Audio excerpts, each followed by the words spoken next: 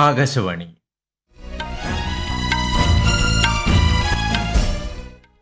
നമസ്കാരം. വാർത്തകൾ വായിക്കുന്നത് ഉദയൻ കിളിയന്നൂർ.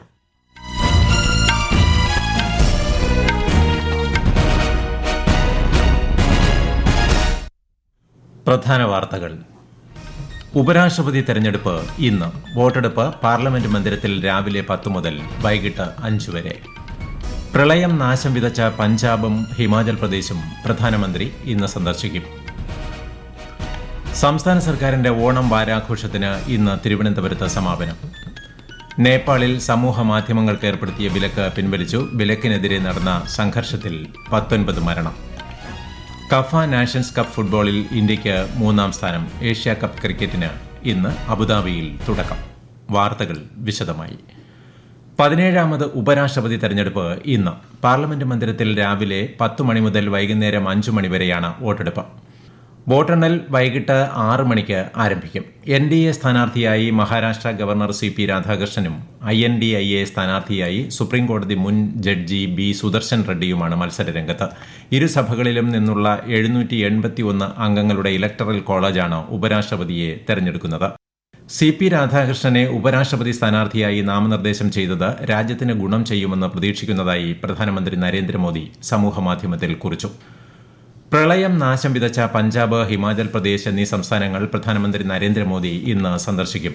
ഇരു സംസ്ഥാനങ്ങളിലെയും ദുരിതാശ്വാസ പുനരധിവാസ പ്രവർത്തനങ്ങൾ അവലോകനം ചെയ്യുന്ന അദ്ദേഹം വെള്ളപ്പൊക്ക ബാധിത പ്രദേശങ്ങളിൽ വ്യോമ നിരീക്ഷണവും നടത്തും.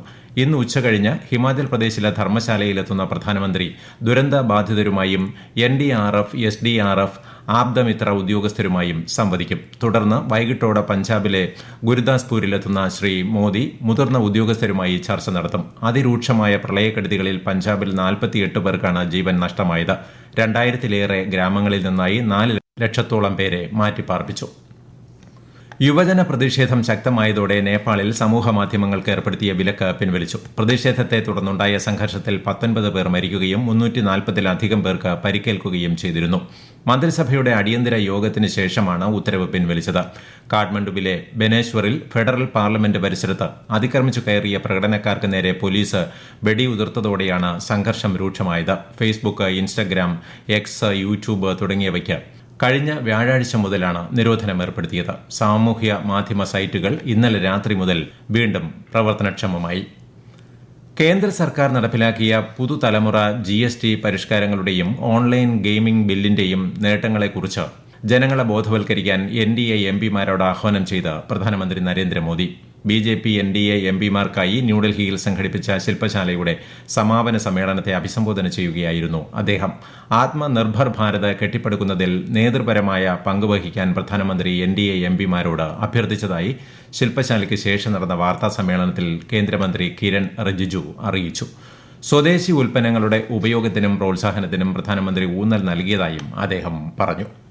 आत्मनिर्भर भारत के लिए NDA लीडर्स को लीडरशिप रोल प्ले करने के लिए आह्वान किया है. ये स्ट्रेस इस बात को लेकर के प्रधानमंत्री जी ने किया है कि जो स्वदेशी सामान है उसको कैसे हम आगे बढ़ाएं. अब ये माहौल बनाना है कि स्वदेशी है, ये सामान हमारा भारत में बना हुआ है, ये कहने पर गर्व महसूस करना चाहिए.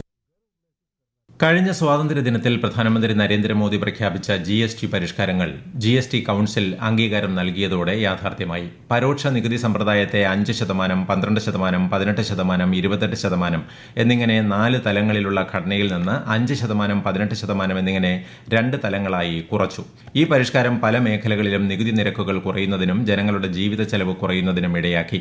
സാധാരണക്കാരെ കേന്ദ്രീകരിച്ച് നടപ്പാക്കുന്ന പുതിയ നിരക്ക് ഈ മാസം 22 മുതൽ പ്രാബല്യത്തിൽ വരും. സൗന്ദര്യവർദ്ധക വസ്തുക്കളുടെ GST 5% കുറച്ചത് hair oil, shampoo, shaving cream, tooth paste, talcum powder തുടങ്ങിയ നിരവധി ഇനങ്ങളുടെ വില കുറയുന്നതിന് വഴിവെക്കും.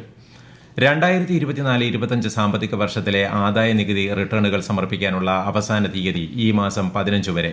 7.28 കോടി IT റിട്ടേണുകളാണ് ഇതിനകം ഫയൽ ചെയ്തിരിക്കുന്നത്. വൈകിയുള്ള റിട്ടേൺ സമർപ്പണത്തിന് പിഴ ഏർപ്പെടുത്തിയിട്ടുണ്ട്. രാജ്യത്തെ കായിക മേഖലയ്ക്ക് പ്രോത്സാഹനം നൽകുന്ന തരത്തിലാണ് പുതിയ ചരക്ക് സേവന നികുതി പരിഷ്കാരങ്ങൾ നടപ്പിലാക്കുന്നത്. പുതിയ നിരക്കിൽ കയ്യുറകൾ, സ്പോർട്സ് കിറ്റുകൾ തുടങ്ങിയ സ്പോർട്സ് ഉൽപ്പന്നങ്ങളുടെ GST 12% നിന്ന് 5% കുറച്ചു.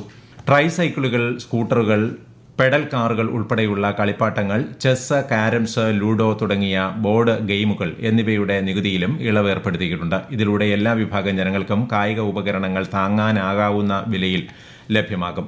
കായിക മേഖലയിൽ കൂടുതൽ പങ്കാളിത്തം പ്രോത്സാഹിപ്പിക്കാൻ തീരുമാനം സഹായകമാകുമെന്ന് കേന്ദ്രമന്ത്രി മൻസുഖ് മാണ്ഡവ്യ പറഞ്ഞു. ഈ വാർത്തകൾ ആകാശവാണിയിൽ നിന്ന്.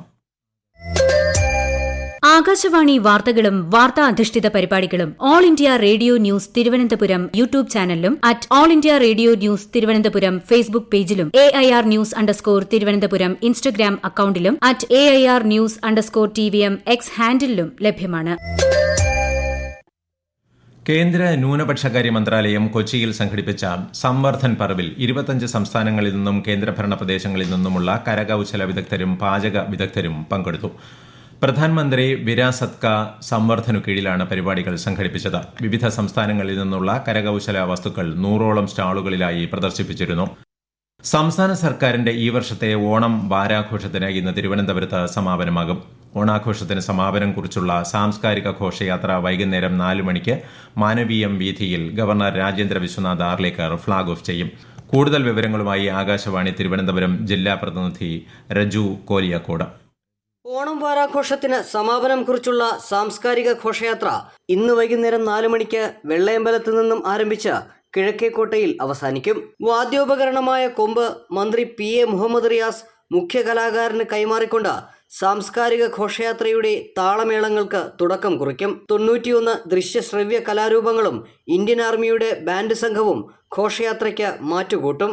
ഇന്നുച്ചയ്ക്ക് ശേഷം നഗരത്തിൽ ഗതാഗത നിയന്ത്രണം ഉണ്ടെങ്കിലും പൊതുജനങ്ങൾക്ക് ഘോഷയാത്ര വീക്ഷിക്കുന്നതിന് പ്രത്യേകം സൗകര്യമൊരുക്കിയിട്ടുണ്ട്. മൌറീഷ്യസ് പ്രധാനമന്ത്രി നവീൻ ചന്ദ്ര രാങ്കൂലം 8 ദിവസത്തെ സന്ദർശനത്തിനായി ഇന്ന് ഇന്ത്യയിലെത്തും. സന്ദർശനവേളയിൽ രാഷ്ട്രപതി ദ്രൌപദി മുർമു, പ്രധാനമന്ത്രി നരേന്ദ്രമോദി തുടങ്ങിയവരുമായി അദ്ദേഹം കൂടിക്കാഴ്ച നടത്തും. വാരാണസി, അയോധ്യ, തിരുപ്പതി എന്നിവിടങ്ങൾ സന്ദർശിക്കുന്ന മൌറീഷ്യസ് പ്രധാനമന്ത്രി മുംബൈയിൽ ഒരു വ്യവസായ പരിപാടിയിലും പങ്കെടുക്കും.